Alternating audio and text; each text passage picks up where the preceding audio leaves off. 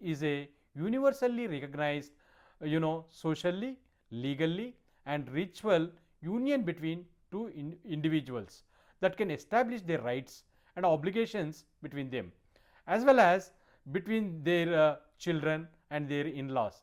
It is considered as one of the oldest and most fundamental institutions in the human society.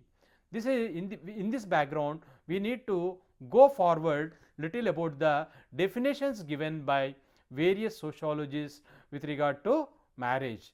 Edward Westermark, he has given a wonderful definition with regard to marriage. He said that marriage is a relation of one or more men to one or more women, which is recognized by the custom of that land or law of that land, and involves certain rights and duties both in the case of the parties entering the union and in the case of children born of it. This is the definition is being given by Edward Westermark. And one more sociologist like Malinowski he has also given one more definition. He said that he emphasized on the legitimacy of children. Often we call it as principle of legitimacy. What he said is marriage is a contract for the production and maintenance of children. This is the definition being given by Malinowski. Now let us try to understand different forms or types of marriages. Now the first one is based on the number of partners, the marriage is characterized into monogamy and polygamy. What is monogamy? Let us try to understand. A form of marriage where an individual has only one spouse at a time. This is most prevalent form globally. Means a man is having a wife or a wife is having only one husband, then it is called monogamy. At a time only one spouse. And the second is polygamy. Polygamy means a form of marriage involving multiple spouses simultaneously, and this polygamy is again divided into polygyny and polyandry. Now let us try to understand what is this polygyny. Means one man married to a multiple women concurrently, then it is called as polygyny. Means a man marry a multiple women, more than one woman, then it is treated as polygyny. And another form of marriage is polyandry. In this case one woman married to multiple men concurrently, means a woman is having more than one husband, then it is treated as polyandry. And based on social rules, this is another category of marriage. This is called endogamy. Endogamy means the rule that requires a person to marry within their own social groups. For example, caste or tribe or religion. Means according to endogamy, the person is supposed to marry within their groups. And one more category is called exogamy. This is one more social rule. This rule tells us that an individual to marry outside of their specific social group, such as their clan or means gotra or immediate kinship, this kind of rule is called exogamy. Now let us discuss about polyandry. Polyandry is a rare form of polygamy where one woman is married to two or more men at the same time. In this polyandry you have again subcategorized. For example, fraternal polyandry. What does it mean?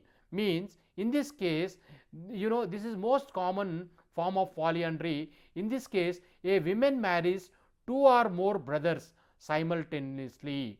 Means a woman marries more than one person, and they are also belong to brothers. Means this is called fraternal polyandry.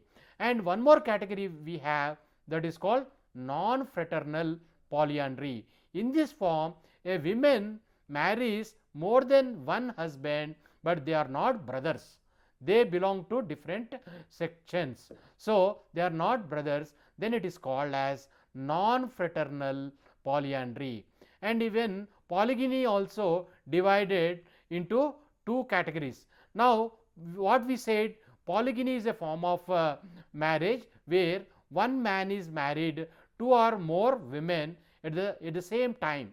Here the another types of polygyny is sororal polygyny, means in this form a man marries two or more women who are sisters, who are own sisters. In that case a man marry their sisters, then it is called sororal polygyny.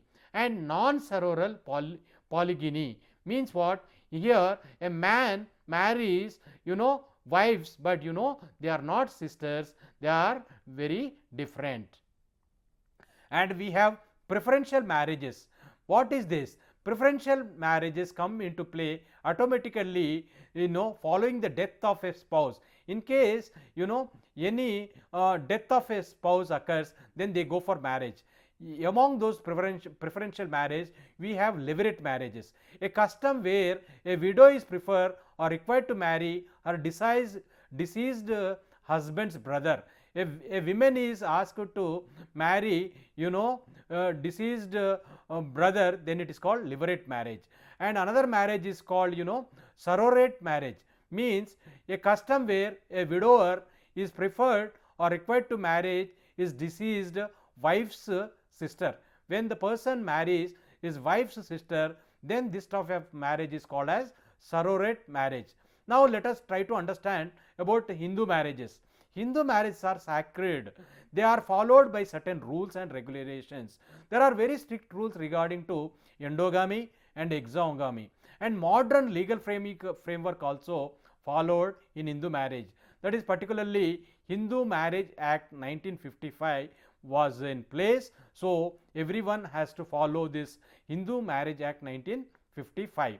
And let us try to understand about the Muslim marriages. In Muslim, this is a civil contract, and there is a payment of meher is also there at the time of the marriage. And in Muslim marriages, it is regulated with polygyny. It means a Muslim man can marry more than one woman, up to 4 women they can marry. And the legal provisions for dissolutions means at that in case in Muslim marriage divorce is also allowed. And let us try to understand the Christian marriages. In Christianity also the marriage is treated as a divine covenant and sacrament. Strictly they follow monogamy, means one person marries only the other one spouse at a time, means they follow the strictly monogamy. The marriage ceremony and vows, they also take oaths, and that is also registered in Muslim, that is also registered in Christian marriages. And the legal governance with regard to Christian marriages is that in India Christian Marriage Act 1872 is legally governed. In this case we need to understand that marriages, whether it is Hindus, whether it is Muslims, whether it is Christians, there is a legal legislation to be followed, and also it is according to the norms and traditions and beliefs of the personal laws of the country.